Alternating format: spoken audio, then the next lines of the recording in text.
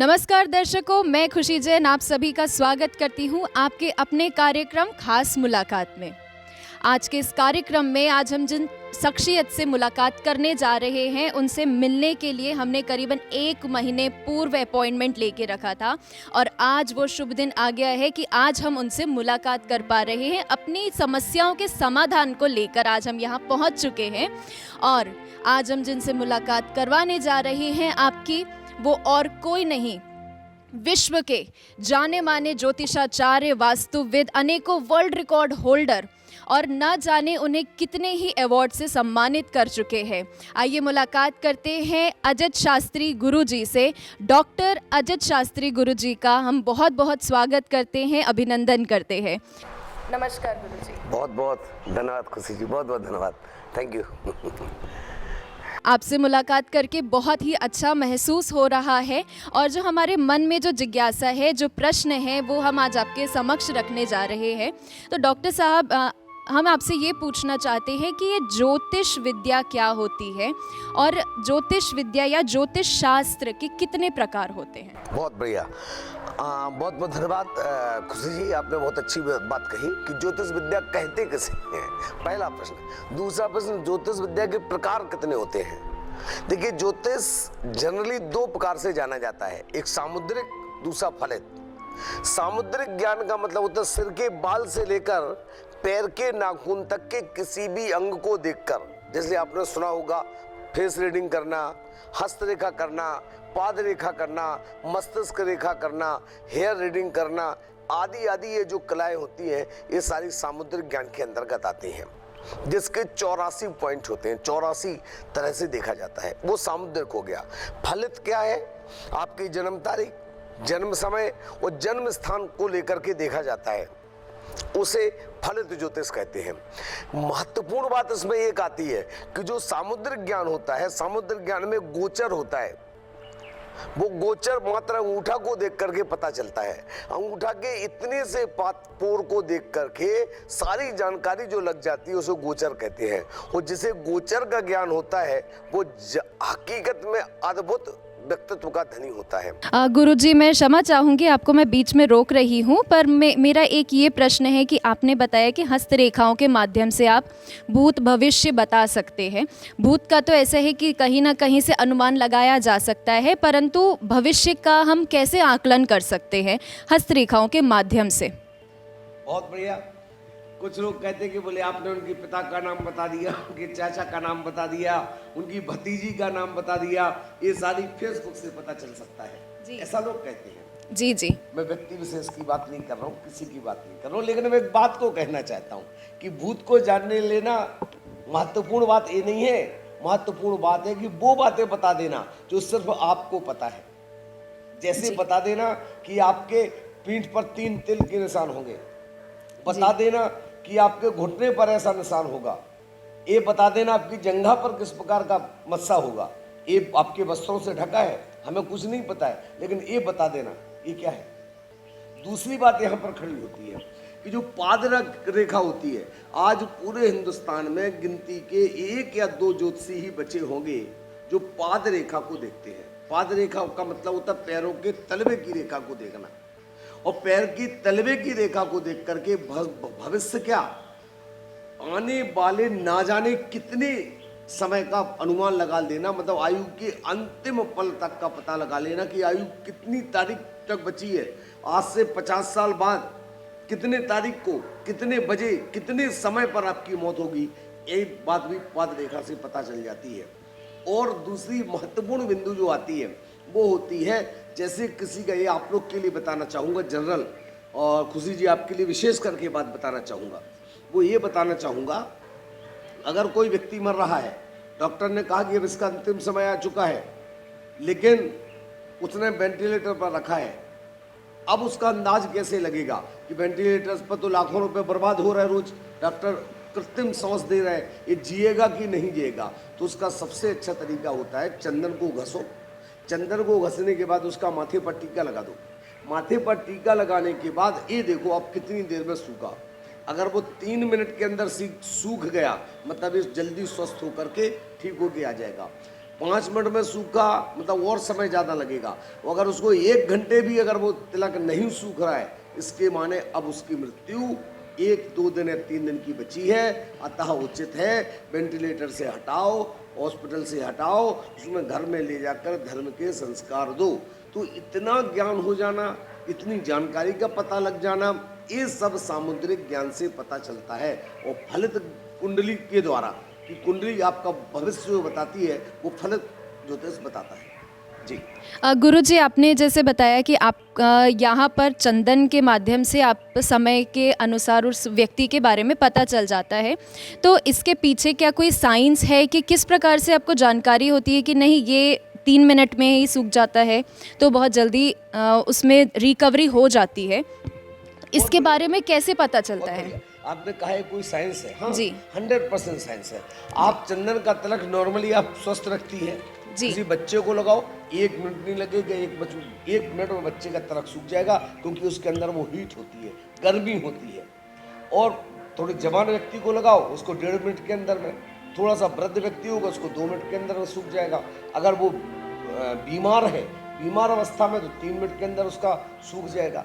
तो ये जो पता चलता है, ये निश्चित तौर पर 100% आपको समझना पड़ेगा।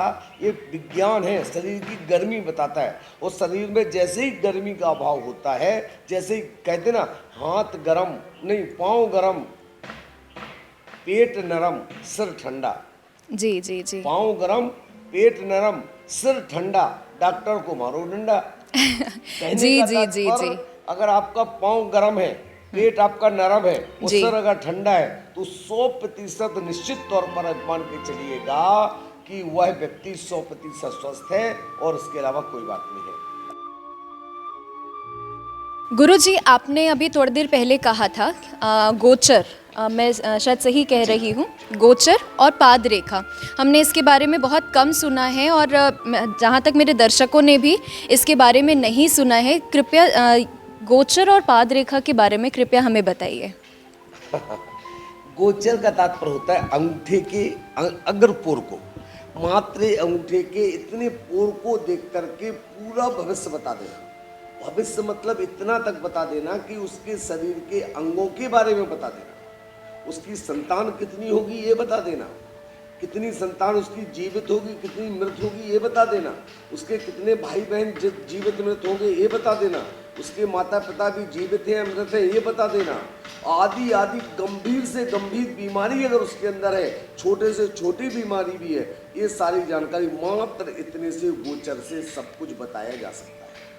दूसरी बात आपने कही पाद रेखा। पाद रेखा तो अपने आप में एक जादू है, लोगों को देखने में जादू लगता है। जैसा कि मैंने थोड़ी देर पहले आपसे कहा था कि पाद रेखा के जानकार हिंदुस्तान में 2-4 लोग ही बचे होंगे, लोग नहीं है। इसको पढ़ना नहीं चाहा, या यूं कहें कि इसकी पढ़ाई बहुत कठिन है, बहुत जटिल है, तो उसको समझने में वक्त लगता है, तो लोगों ने नहीं किया। लेकिन जब मैं पाद रेखा पर प्रेडिक्शन करता हूं, तो एग्जैक्ट डेट निकाल देते हैं कि इस तारीख को इतने बजे ऐसा होगा। जी। तो ये जो पता लगा देना, ये पाद रेखा का अद्भुत चमत्कार, और इससे बढ़ के कुछ नहीं कहा जा सकता है। गुरुजी, आपने अभी जो पाद रेखा के बारे में हमें बताया, तो उसका कोई प्रमाण है जिनके माध्यम से वो आगे स्वस्थ हुए हों, या ऐसा कोई उदाहरण या प्रूफ जिनके आपके देखने के माध्यम से वो ठीक हुए हों? देखिए, बात ये नहीं है कि प्रमाण क्या है, और बात ये भी नहीं है कि उससे क्या पाद रेखा देख लेने से व्यक्ति ठीक हो जाएगा। पहला क्वेश्चन तो ये खड़ा होता है। दूसरी बात, नहीं, ऐसा कुछ भी प्रमाण नहीं है मेरे पास, लेकिन एक अद्भुत प्रमाण देता हूँ। अभी कुछ दिन पहले, इसी 29 दिसंबर 2022 का, 29 दिसंबर 2022 को लखनऊ के पास पर्टिकुलर जगह का नाम वहाँ पर हमारे अभिन्न मित्र के भाई लगभग 40-42 साल की, 45 साल की उम्र होगी, उनका स्वास्थ्य खराब हो गया, और वो लगातार उनके स्वास्थ्य में गिरावट आ रही थी। मैंने उन्हें प्रेडिक्शन किया, उनका पाद रेखा देख करके मैंने प्रेडिक्ट किया, मैंने कि ये 100% 29 तारीख की, एक हफ्ता पहले प्रेडिक्ट कर दिया कि 29 तारीख को शाम तक इनकी आयु का समय बचा है, इसके बाद नहीं बचा है। और उसी दिन आपको खुशखबरी भी आपके घर में आई, और रिजल्ट ये आया कि 29 तारीख को शाम को 4:30 बजे उनकी डेथ हुई और उसी दिन रात को 8:30 बजे उनको नाती हुआ, उनके घर में उनकी बहू ने पुत्र रत्न को जन्म दिया। तो ये है प्रमाण, इससे बड़ा प्रमाण कुछ नहीं हो सकता। मैं तो ये बात कहता हूँ, अगर आपको जानना है तो बहुत कुछ जाना जा सकता है, हस्तरेखा, मस्तिष्क रेखा, पाद रेखा, गोचर इत्यादि से, लेकिन जो पाद रेखा होता है वो गोचर होता है। इसके जानकार जरूर हिंदुस्तान में लिमिटेड है, लेकिन जो जानकार हैं वो अद्भुत और अतिशयकारी आपको प्रमाणित तरीके से आपको इसका भविष्य फल कर सकते हैं। जी जी गुरुजी, बहुत बहुत धन्यवाद आपका। आपने बीच में अभी जब गोचर के बारे में हमें बताया था, तब मैं गोचर से एक और प्रश्न पूछना चाहूँगी हमारे दर्शकों के माध्यम से, कि गोचर को हम, जैसे आप बोले कि सिर्फ इस अंगूठे तक ही सीमित है, कि आप पूरे शरीर के बारे में, उनके पूरे भविष्य के बारे में आप जानकारी दे सकते हैं। तो इतना बड़ा शरीर है और इतना सा अंगूठे का इतना सा हिस्सा, तो ये किस प्रकार से पॉसिबल है, किस प्रकार से इसे बताया जाता है? सामुद्रिक ज्ञान है, नाम ही है सामुद्रिक ज्ञान। समुद्र के जैसा गहरा ज्ञान, उसे सामुद्रिक ज्ञान कहते हैं। मैं, आप अंगूठे की बात करती हो, मैं तो कहता हूँ मत इतराओ हाथों की लकीरों पर इतना, मत इतराओ हाथों की लकीरों पर इतना। अरे नसीब तो उनका भी होता है जिनके हाथ ही नहीं होते। तो गोचर तो बहुत बड़ी बात है। शरीर के, मैंने पहले भी कहा कि सिर के बाल से लेके पैर के नाखून तक, पैर के अंगूठे तक, शरीर के किसी भी अंग को देख करके फलादेश कर देने की विद्या का नाम सामुद्रिक ज्ञान होता है। और ये अद्भुत ज्ञान है। इस ज्ञान को अर्जन करने के लिए 20 साल लगते हैं, जो व्यक्ति अच्छे से अध्ययन करना चाहे। मैं भी अध्ययन अभी कर ही रहा हूँ, I am also student, because ज्योतिष शास्त्र एक ऐसा विज्ञान है जिसको आखिरी श्वास तक सिर्फ अध्ययन ही किया जाता है, वो आखिरी श्वास तक अध्ययन ही किया जाता है। yes.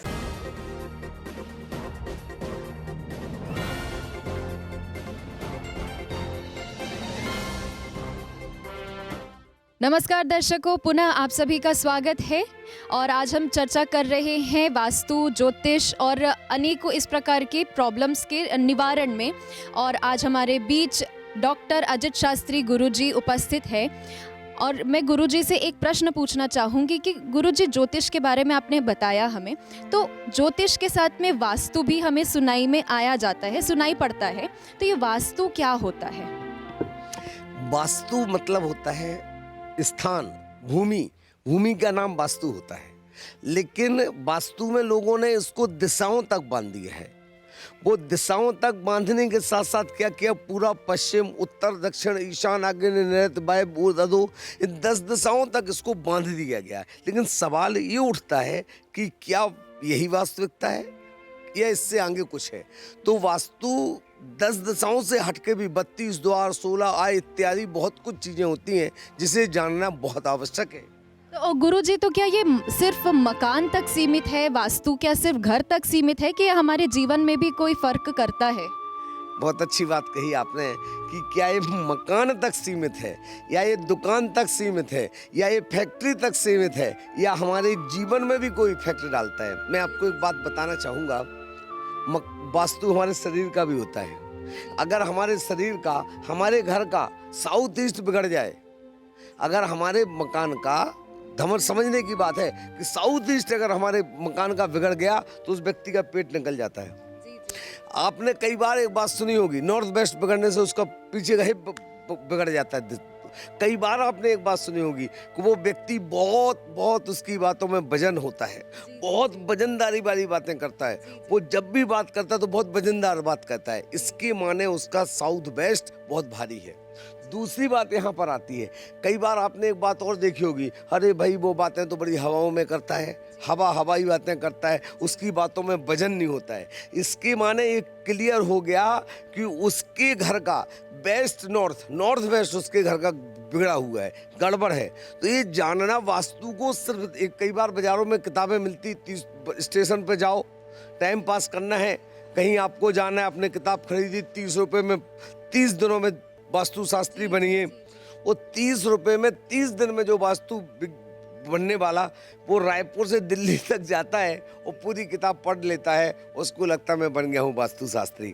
तो ये ऐसा नहीं है, इसको गंभीर अध्ययन करके इसकी बहुत सारी बारीकियों को समझाया जा सकता है। जी, तो आपके माध्यम से हमें बहुत सारी जानकारियां तो प्राप्त होती है, परंतु एक आम जनता किस प्रकार से अपने वास्तु को समझ सकता है, किस प्रकार से उसको जान सकता है कि जैसे आपने बताया कि इसका ये दिशा गड़बड़ है तो पेट निकल जाता है, तो जो शरीर में जो बीमारियां होती है तो क्या वो भी वास्तु से रिलेटेड होती है? बिल्कुल होती है। वास्तु के साथ साथ इसमें कलर का बहुत महत्व होता है। कलर का कैसे महत्व होता है ये जानना बहुत आवश्यक है। अगर जो व्यक्ति बहुत ज़्यादा जिसका मोटापा बढ़ रहा है, उस व्यक्ति को ब्लैक कलर बिल्कुल अवॉइड कर देना चाहिए। उस व्यक्ति को हमेशा के लिए बिल्कुल ध्यान रखना चाहिए कि उसके लिए नॉर्थ ईस्ट में बिल्कुल नहीं सोना चाहिए।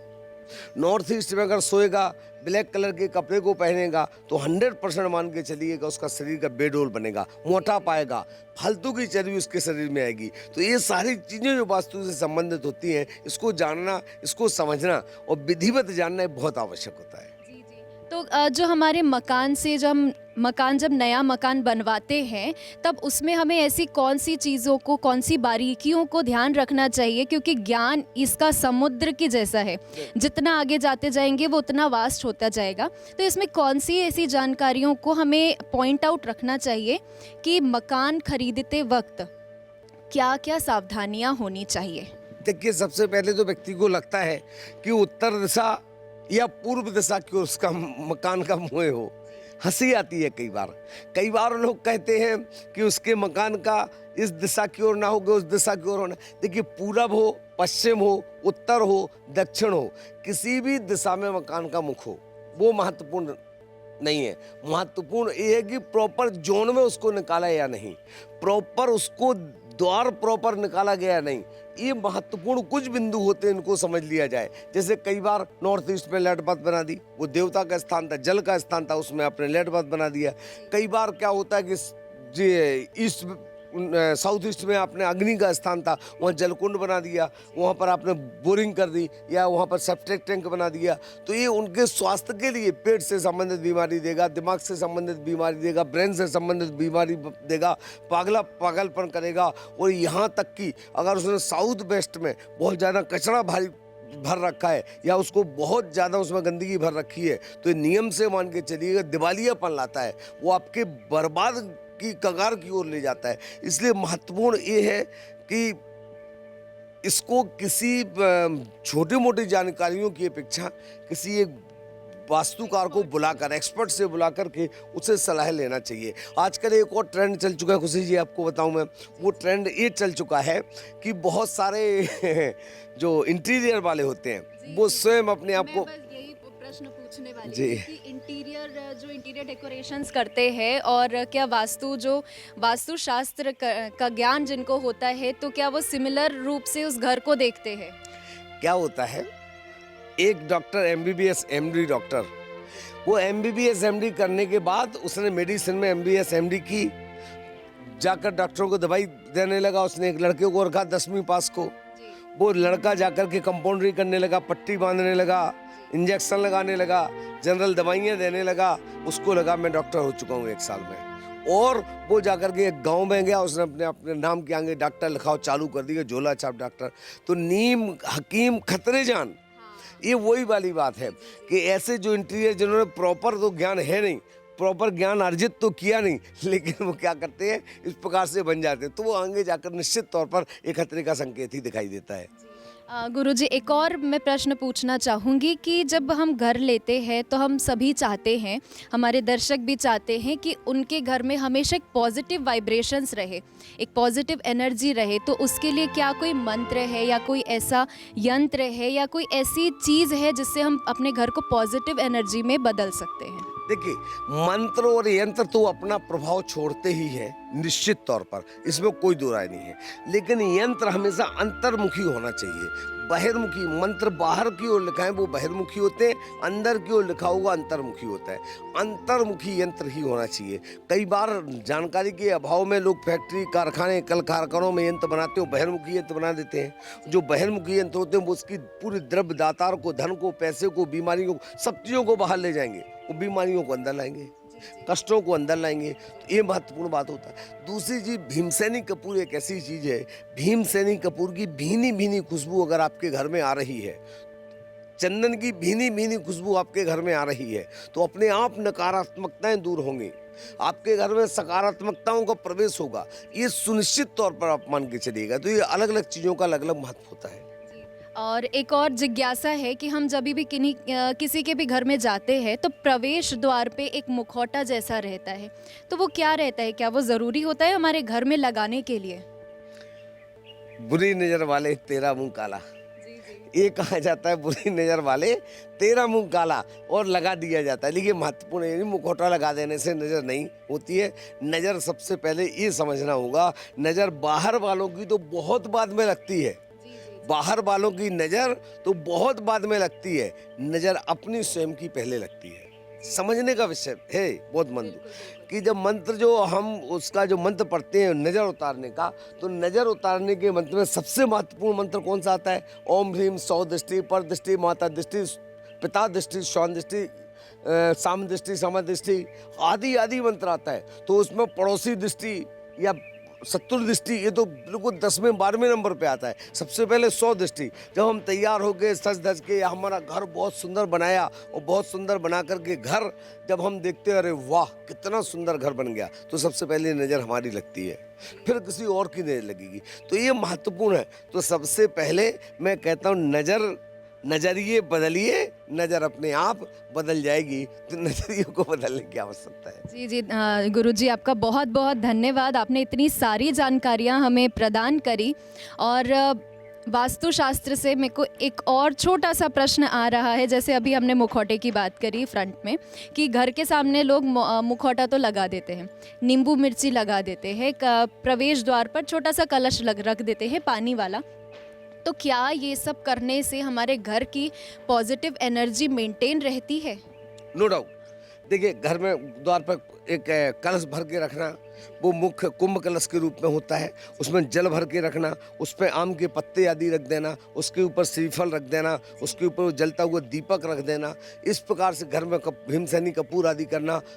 धूप का घर में लगातार भीनी भीनी धूप को उसमें जलाना, ऐसा करने से नकारात्मकताएं तो दूर होती हैं, सकारात्मकता भी आती है, साथ ही साथ बड़ी से बड़ी बीमारियां भी धीरे धीरे चलता दूर हो जाती हैं। और महत्वपूर्ण बिंदु जो इसमें है, वो उस घर का एक भी व्यक्ति किसी भी प्रकार के डिप्रेशन में, तनाव में कभी नहीं आएगा, गारंटी है। तो इसका कोई समय होता है कि किस समय में क्या रखना चाहिए? बहुत बढ़िया। दो बेलाओं का मिलना, दो मेलाओं का मिलना, एक तो होती है रात जा रही और दिन आ रहा। पहला, रात जा रही दिन आ रहा, मतलब सुबह 5:30 बजे के लगभग का समय। शाम को दिन जा रहा, रात आ रही, संध्या वेला, मतलब ये 5:30 के आसपास का शाम का भी वक्त। ये जो दो बेलाओं का मिलन होता है ना, दोपहर में भी होता है कि दोपहर सुबह जा रही, दोपहर आ रही, तो ये 3 बेलाएं होती हैं। इन 3 बेलाओं में अगर इसका काम किया जाए तो निश्चित तौर पर यह हमारे लिए बहुत लाभकारी और श्रेयस्कर होती है। जी, हमारे दर्शकों को एक छोटी सी टिप दीजिए कि किस प्रकार से अपने आप को स्वस्थ रख सके और अपने घर को भी स्वस्थ रख सके। देखिए, मैं एक ही टिप्स देना चाहूँगा, वो महत्वपूर्ण टिप्स है कि सकारात्मक घर की एनर्जी के लिए सकारात्मक सोच बनाइए। सकारात्मक सोच के साथ साथ में ऊंची सोच रखिए। देखिए, जितनी ऊंची सोच रखोगे उतना आपका काम स्वयं स्वतः ही बनेगा। बहुत बहुत धन्यवाद। बहुत बहुत धन्यवाद गुरुजी।